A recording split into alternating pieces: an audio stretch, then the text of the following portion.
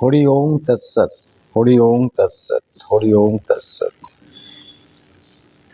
একটা পুজো বাড়িতে গেছিলাম, অনেক বড় বড় মিষ্টি সাজানো মাকে দেওয়া হয়েছে, ফুল সাইজ মিষ্টি ভক্তরা এনেছে। আর ওরা দিয়েছে ছোট ছোট বোঁদের লাড্ডু, মানে যারা পুজো করেছে আর কি।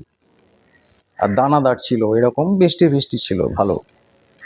তো ভক্তরা যেগুলো এনেছে দামি মিষ্টি এনেছে।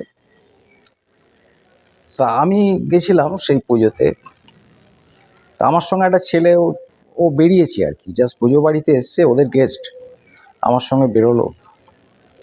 তো বেরিয়ে আমাকে জিজ্ঞেস করলো যে, দাদা আমাকে যে প্রসাদ দিল তাতে তো ওই ছোট ছোট বোঁদের লাড্ডু, মানে বোঁদের লাড্ডুগুলো 3 টাকা দামের, ছোট ছোট বোঁদের লাড্ডু দিল, তো বড় মিষ্টি তো ছিল, দিল না তো। ফুল সাইজ মিষ্টি দেখেছে। আমি বললাম যে বড় মিষ্টিটা না খাওয়াই ভালো। বলছে কেন?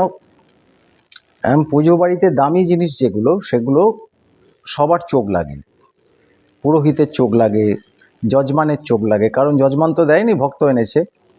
আবার ভক্তদেরও চোখ লাগছে যখন ভক্তদের দিচ্ছে না তাদের প্রসাদের সঙ্গে সেই মিষ্টিটা। হ্যাঁ, তো এগুলো অনেকের চোখ লাগে, দৃষ্টি লাগে, এগুলোকে বলে দৃষ্টি দোষ। তা পুজো বাড়িতে দামি জিনিস, ভালো জিনিস, এগুলো না খাওয়াই ভালো।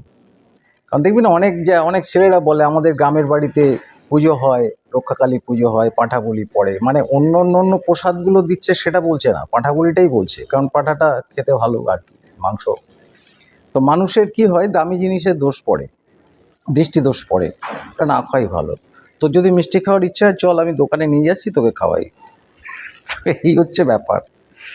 ভালো থাকবেন। ভিডিওটা করলাম আপনাদের জানার জন্যে, এগুলো জানতে হয়, নাহলে শরীর খারাপ হবে। ভালো থাকবেন। হরি ওম তৎসৎ।